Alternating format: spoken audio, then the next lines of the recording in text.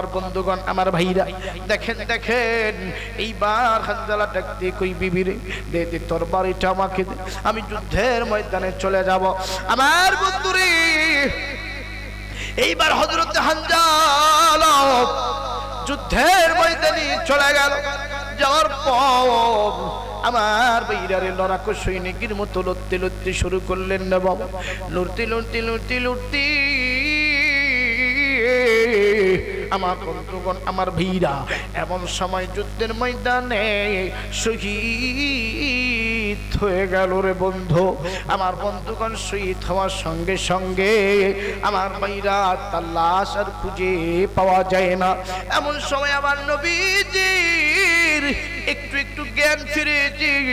ও বন্ধু হানজালার বিবি পাগলের মতো ছুটতে ছুটতে ছুটতে ছুটতে উহুদের ময়দানে চলে আসছে। এইবার সাহাবীরা ডাকতে কই বনরে তোমাকে এরকম দেখাচ্ছে কেন, তোমাকে অস্থির অস্থির দেখাচ্ছে কেন? এইবার হানজালার বিবি ডাকতে কই সাহাবীরা রে ও ভাই বলো বলো আমার নবী কামনেওয়ালা নবী এখন সুস্থ আছে না নাই? নবীজি কি মৃত্যুবরণ করছে নাকি জীবিত আছে? সাহাবীরা বললেন নবী এখন মোটামুটি সুস্থ আছে।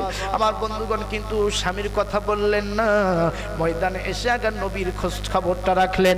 এইবার নবীজির সামনে গিয়া ডাকতে বললেন নবী গো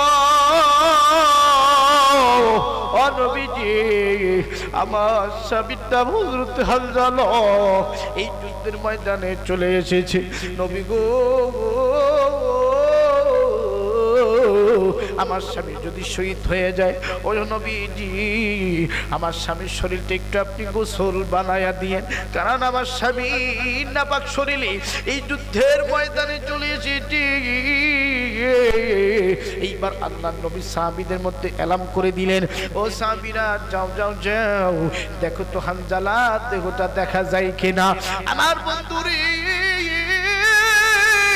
উহুদের ময়দানে অনেক সাহাবী রক্তাক্ত দেহ মৃত্যু দেহ পেয়েছে, কিন্তু বাজার হানজালার দেহটা দেখা যায় না। ও যুবক বন্ধুরি এই দুনিয়া থাকার জায়গা না, এই দুনিয়া কিছু না রে বাবা।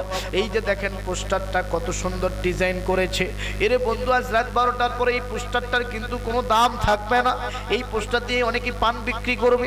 এই পোস্টার রাস্তার আনা আছে কানা আছে এরপরে থাকবে। এই পোস্টারের ম্যাচ কিন্তু 12টা থেকে শেষ হয়ে গেছে। আমার বন্ধুরি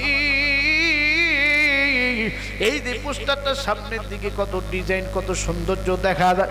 এই পাশটা কিন্তু সাদা রে, এই পাশটার মধ্যে কোনো ডিজাইন নাই, কোনো আমার বন্ধুগণ প্রিন্ট কালার নাই।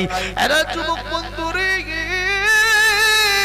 তুমি আমি এই দুনিয়াটা এরকম প্রিন্ট ডিজাইন করেছি, টাকা দিয়া পয়সা দিয়া বিবি দিয়া ইন্ডাস্ট্রি কলকারখানা ফ্যাক্টরি ব্যাংক ব্যালেন্স দিয়া এই দুনিয়াটা এইরকম রঙের বেরঙের সাজায় আনিয়েছি, কিন্তু পরকালের কবরের জিন্দেগিটা এরকম সাদা রাইখা দিছি। এখনো সময় আছে রে, এই পাশটা একটু ডিজাইন কর। কি দিয়ে ডিজাইন করবি? নামাজ দিয়া। কি দিয়ে ডিজাইন করবি? পর্দা দিয়া। কি দিয়া ডিজাইন করবি রে বাবা? হজ দিয়া, যাকাত দিয়া, আমার বন্ধুগণ ভালো আচরণ দিয়া। কি দিয়া ডিজাইন করবি? পিতা মাতার খিদমত দিয়া। আমার বন্ধুগণ এগুলো দিয়ে এই পোস্টারটা যে ডিজাইন করে নিবা, নিজের জিন্দেগিটা কামিয়াব করে দিবেন কে? আমার বন্ধুগণ বেশি লম্বা করব না,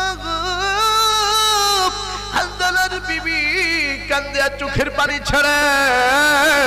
আমার নবীজিও দেখে হানজালার দেহটা খুঁজে পাওয়া যায় না।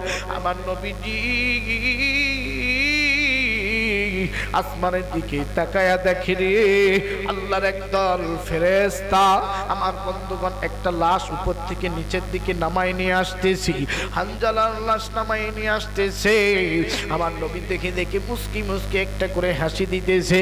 আমার বন্ধুগণ সাহাবীরা ডাকতে বলেন নবীজি থেকে থেকে একটু পরে কান্না করেন, আবার থেকে থেকে একটু পরে মুস্কি হাসি দেন, কারণটা কি? আমার নবীজি ডাকতে বলেন সাহাবীরা রে আমি থেকে থেকে একটু করে কান্না করি কেন জানুনি?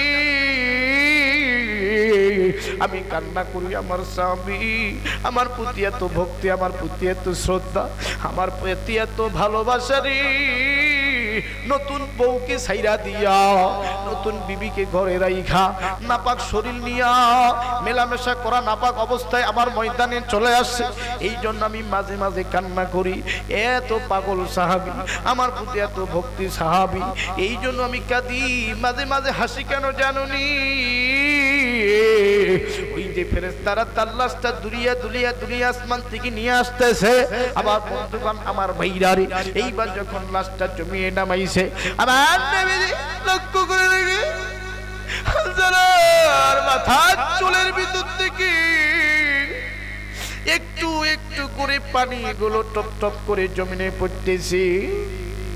আমার নবী দেখতে বললেন, ব্যাপার কি রে? এই সাহাবীর শরীরটা এত ভেজা কেন? মাথার চুল থেকে পানি পড়ে গেল। আর বাইরে জিবরাইল ডাকতে বলেন, নবী গো,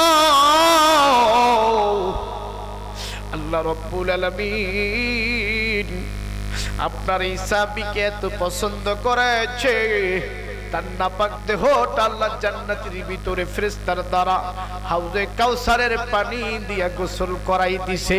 বলুন না সুবহানাল্লাহ। যুবক বন্ধু, আল্লাহ রাস্তায় সংগ্রাম করতে হবে।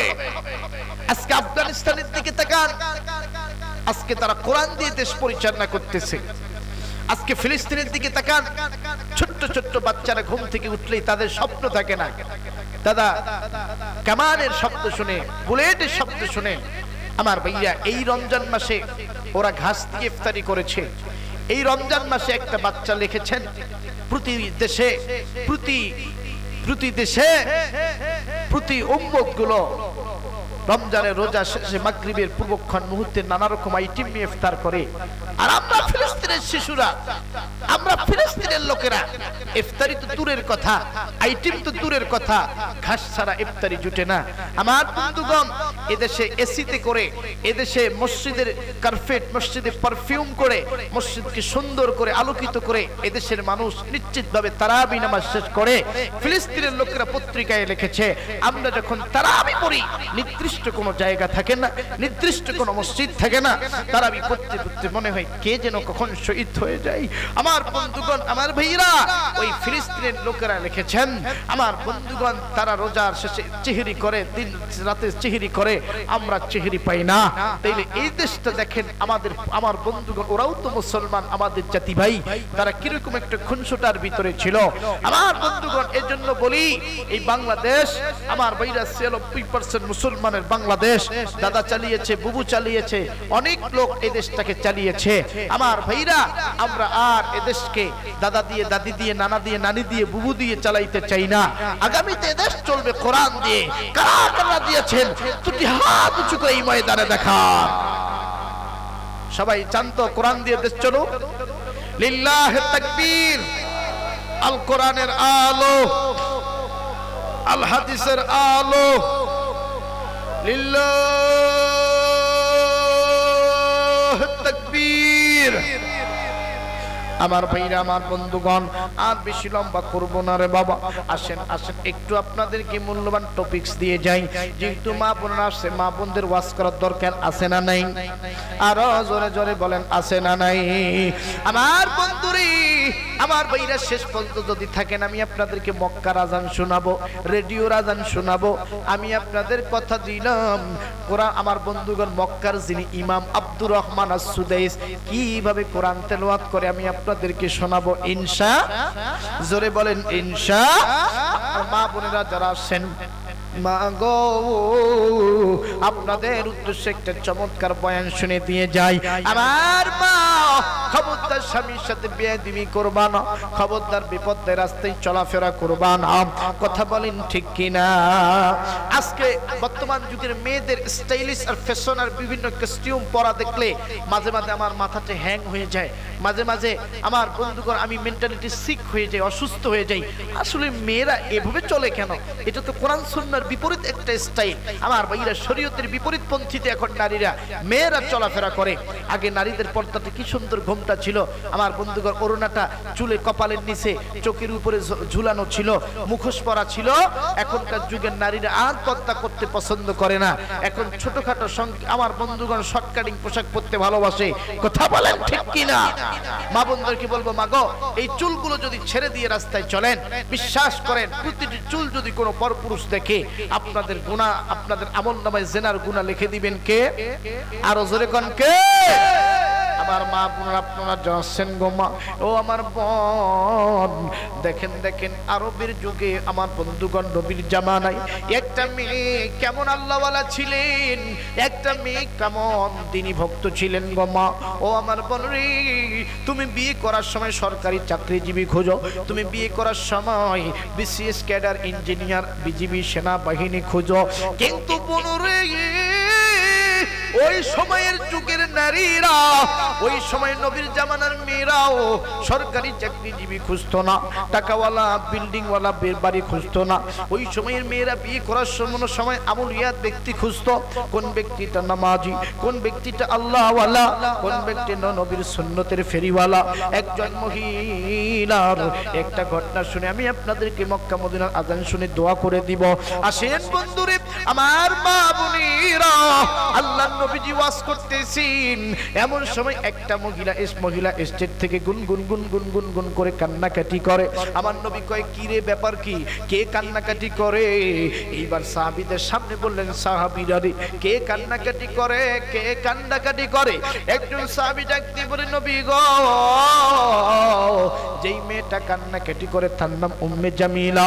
এই মেয়েটা সবথেকে সুন্দরী, রূপবতী, গুণবতী।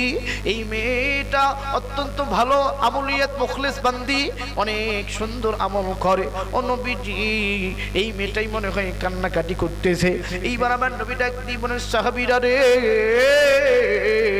যা যা মেয়েটাকে ডাক দিয়ে নিয়ে আসো, আমি তার সাথে একটু কথা বলতে চাই, কেন কান্নাকাটি করে।